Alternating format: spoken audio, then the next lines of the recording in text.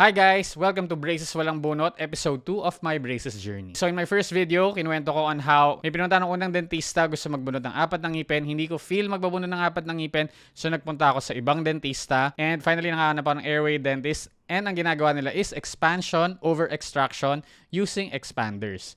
So, gusto ko lang kagad magbigay ng update, no? Kasi yung before and after photos na pinakita ko doon is mostly yung upper kasi yung lower ko nakatago doon sa front incisors ko. So, eto na. Nakabitan ako ng braces sa lower September 24. And today is November 13. So, tingnan nyo naman kung gaano kalaki na kagad ang difference. I'm so happy. Originally, one of my front tooth sa lower is nasa likod nung iba.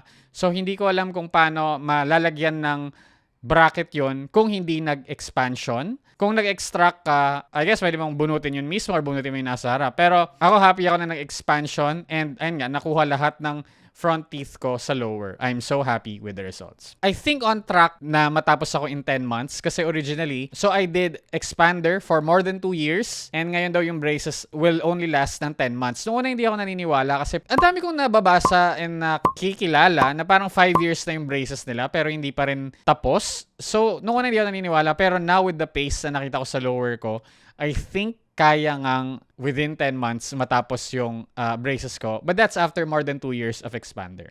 Now naman, gusto kong magbasa ng comments from the last video. So medyo pumutok yung last video natin, no? Madaming comments, madaming reactions. And I just wanna answer some questions na tinanong sa akin sa comments. So let's start. Okay, very common to, no? What kind of expanders was used? Kasi adult ka na and usually expanders won't work anymore pag fuse na yung palate mo. Boss, ang tanda mo na, pang bata lang ang expander. Sa age mo, hindi na obra ang expander. So, this is a very common sentiment. Ewan ko, yun ba yung turo sa dental school?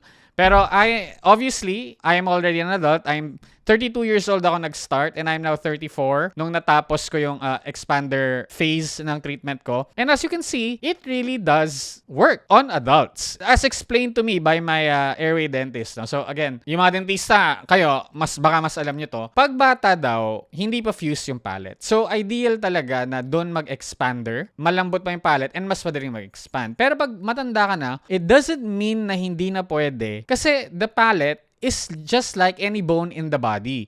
If you break your arm, pag matanda ka na, gagaling pa din naman, although mas matagal lang compared sa sana kung nabalian ka ng kamay nung bata ka. Kung bata ka, mas mabilis gagaling. Pag matanda ka, mas matagal gagaling ang braso mo. So, it's the same thing with the palate. So, again, I think I am the example, no? I am the specimen. I'm the guinea pig na expanders do work on adults, mas matagal nga lang compared sa bata. But it's not a reason to say hindi na pwede. 2 years na akin, based sa ngipin mo, ang sakit niyan. I did not feel any pain doon sa mga expanders ko.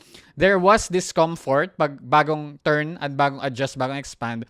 Pero I wouldn't call it pain. There's just discomfort pag bagong expand. Pero pag 1 week na, maluwang na, parang nalalaglag na nga eh. So, that's the time na i-turn ko na ulit yung screw and i-expand.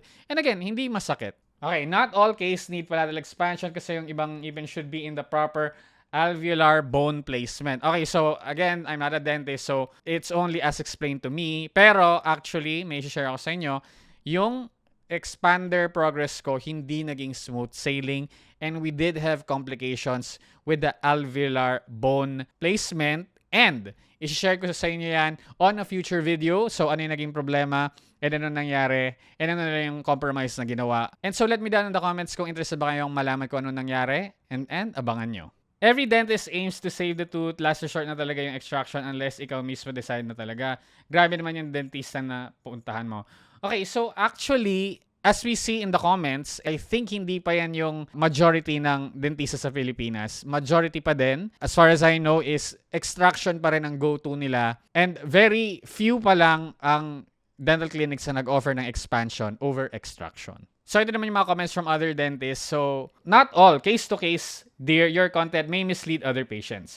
Please, next time, put a disclaimer sa unang part ng video mo. Case-to-case basis yan. Sponsored ka ba, boss? Madami kasing dentista ang nag-aaway ngayon because of your last video. Para sa mga dentista, no, kayo po ang expert, kayo po ang professional, ako po ay patient lamang and sinishare ko lang po yung experience ko. Kayo po mga dentista, you know best. However, I have a right to my own body and ayoko magpabunot ng ngipin if perfectly healthy yung teeth at hindi naman kailangan bunutin. And so that's why I went with expansion. So, based sa comments na to, no, bakit ba parang very, case-to-case basis yan, hindi yan pwede. Parang, there's this pushback, there's this, saan ba nanggagaling tong total rejection of the expansion method and parang mas gusto nyo talaga mag-extract? Why not parang balanced approach? So, sinasabi nyo case to case. So, yes, case 1, ito yung perfect sa'yo, is extraction. Case 2, pwede ka sa expansion kasi ganito, ganyan. So, katulad itong comment na to, by Cats Orthodontics. Dentist here, buti na lang may patient na katulad mo na aware at proactive sa treatment nila. Gumagamit din ako ng expanders and I offer extraction and non-extraction treatment.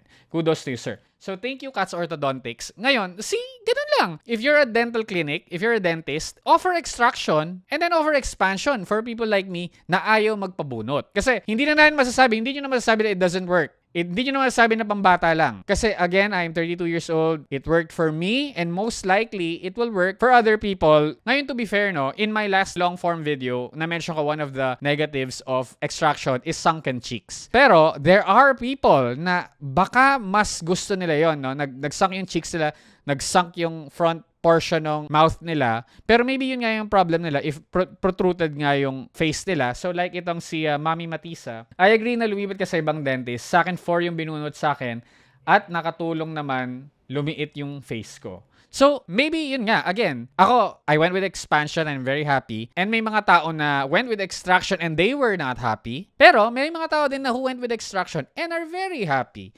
So, like itong si Mami Matisa and itong post na to sa Reddit, no? Nag-research daw siya and alam niya yung mga cons na nabasa niya about extraction. Pero she decided to go with extraction pa din and she loves the results. So sabi niya dito, pumasok yung front portion ng mouth niya which made her look prettier in her eyes, no? Sa pictures na to, hindi ko masyadong mag-gauge. If she's happy, then yun ang pinakamalaga. That's the whole point of braces naman for us to be confident in ourselves. Going back lang, no, that is the case-to-case basis. People should know about extraction and expansion and then know the pros and cons.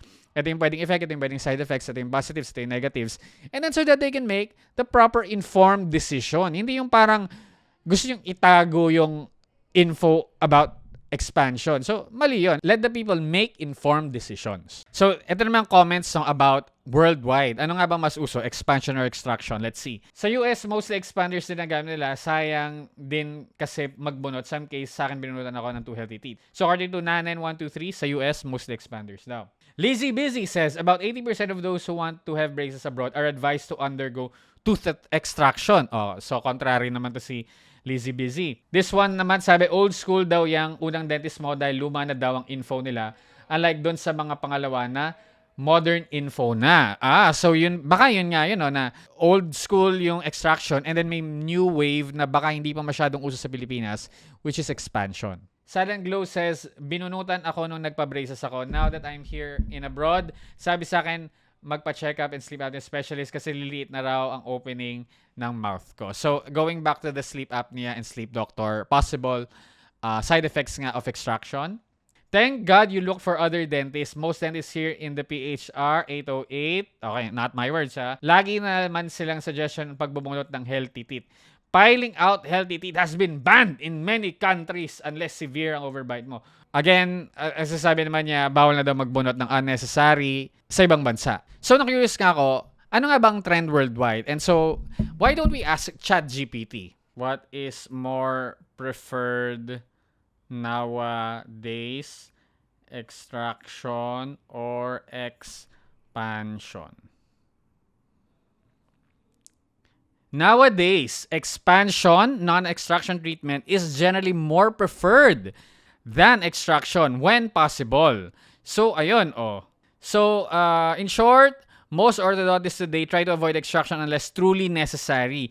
Expansion and arch development are now favored for aesthetics, airway considerations, and long-term stability. So, ayun ang, again, ewan kung hallucination ba to or what, pero according to ChatGPT, ang trend worldwide nowadays is extract only when necessary expansion first. Okay? So, yan ang sabi ni ChatGPT.